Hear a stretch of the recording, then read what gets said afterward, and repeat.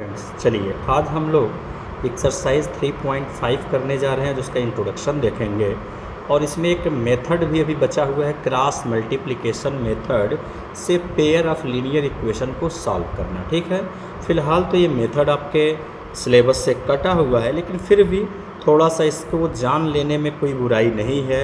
मुश्किल से 2-4-5 मिनट का काम है, तो मेथड जान लीजिए और इसको आप मत पढ़िएगा। ठीक है, और दूसरा टॉपिक इसमें आ रहा है कंसिस्टेंट इनकंसिस्टेंट। तो पेयर ऑफ लीनियर इक्वेशन कब कंसिस्टेंट होता है कब इनकंसिस्टेंट होता है इसके बारे में।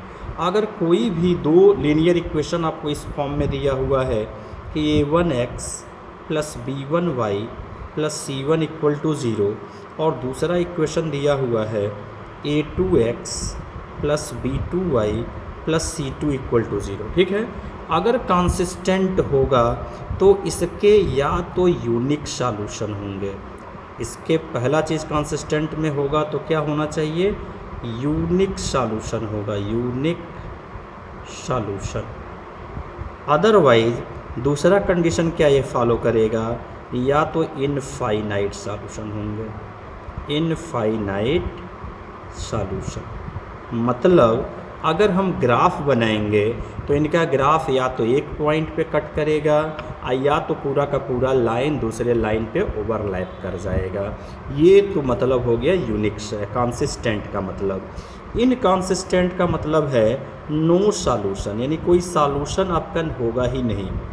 इनकंसिस्टेंट के केस में अगर कोई सॉल्यूशन नहीं है पेयर ऑफ लीनियर इक्वेशन के तो नो कंसिस्टेंट। तो कैसा होगा, ग्राफ की बात करोगे तो ग्राफ में अगर आप दो लीनियर इक्वेशन का ड्रा करोगे तो एक मान लो आपका लाइन कुछ ऐसे जा रहा है, एक लाइन मान लो ऐसे जा रहा है, तो ये कट हो गया यहाँ पे।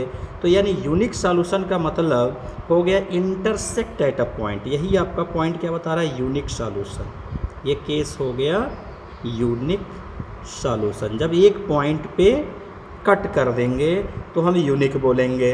दूसरा कंडीशन हो गया कि अगर हम ग्राफ बनाते हैं और एक लाइन दूसरे लाइन पे ही ओवरलैप कर जाए, जैसे सपोज दैट एक लाइन आपने ड्रा किया उसी पे दूसरा लाइन भी क्या हो गया, ओवरलैप कर गया, तो ये कहलाता है इनफाइनाइट सॉल्यूशन का कंडीशन।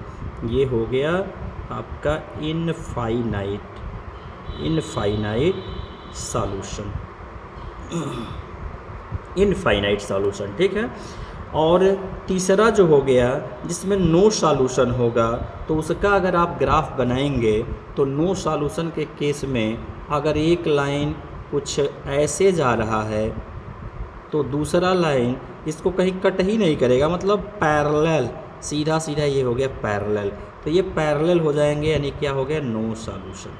तो ग्राफ अगर जब आप बनाएंगे तो ग्राफ से भी आप बता सकते हैं कि कब आपका नो सॉल्यूशन होगा। नो सॉल्यूशन मतलब कहीं दोनों लाइन एक दूसरे को कट नहीं करेंगे। इनफाइनाइट सॉल्यूशन मतलब एक लाइन के ऊपर दूसरा लाइन क्या करेगा, ओवरलैप कर जाएगा। यूनिक सॉल्यूशन का मतलब दोनों लाइन एक पॉइंट पे कट करेंगे, मतलब इंटरसेक्ट एट अ पॉइंट। तो ये तो हो गया कंसिस्टेंट इनकंसिस्टेंट का। अब मान लो आप हर वक्त तो ग्राफ बनाओगे नहीं, तो विदाउट ग्राफ आपको चेक करना होगा। तो यूनिक सॉल्यूशन कब होगा, तो a1/a2 यानी इन दोनों का ratio is not equal to b1/b2। इस केस में यूनिक सॉल्यूशन होगा। इनफाइनाइट सॉल्यूशन के केस में एक लाइन के ऊपर दूसरा लाइन ओवरलैप कर रहा है, तो मतलब a1/a2 is equal to b1/b2 is equal to c1/c2। ये पूरा का पूरा क्या हो जाएगा, ये आपका ओवरलैप का केस हो गया इनफाइनाइट सॉल्यूशन। ये सब रेशियो क्या हो जाएगा, इक्वल होगा। उस केस में इनफाइनाइट सॉल्यूशन एक लाइन दूसरे पे क्या करेगा, ओवरलैप कर जाएगा। ग्राफ से भी समझ सकते हैं, या ये हो गया। नो सॉल्यूशन के केस में a1/a2 is equal to b1/b2, यहाँ तक तो इक्वल होगा, but not equal to c1/c2। तो ये इक्वल नहीं होगा, तो जिससे हम पहचान जाएंगे कि क्या है यहाँ पे नो सॉल्यूशन। यहाँ लाइंस क्या हो रहे हैं, पैरेलल हो जा रहा है। ठीक है, तो ये तो हो गया कुछ इंट्रोडक्शन इसके बारे में कि कब pair of linear equation consistent होता है। तो कंसिस्टेंट का मतलब यूनिक सॉल्यूशन, यूनिक का मतलब intersect at a point. Unique solution का मतलब intersect at a point. Infinite solution का मतलब one line overlap the other, एक लाइन दूसरे के ऊपर एकदम एग्जैक्ट उसी के ऊपर ग्राफ बनाओगे तो उसी के ऊपर आ जाएगा, ठीक है। और नो सॉल्यूशन जिसमें हम बोलते हैं इनकॉन्सिस्टेंट, यानी ये दोनों केस मिलाकर के कॉन्सिस्टेंट होता है, और नो सॉल्यूशन केवल होगा तो इनकॉन्सिस्टेंट, नो का सॉल्यूशन के केस में lines will be parallel. Clear, यहाँ तक का कंडीशन क्लियर हो गया, ये चीज़ आपको पता चल गया। तो चलिए अब एक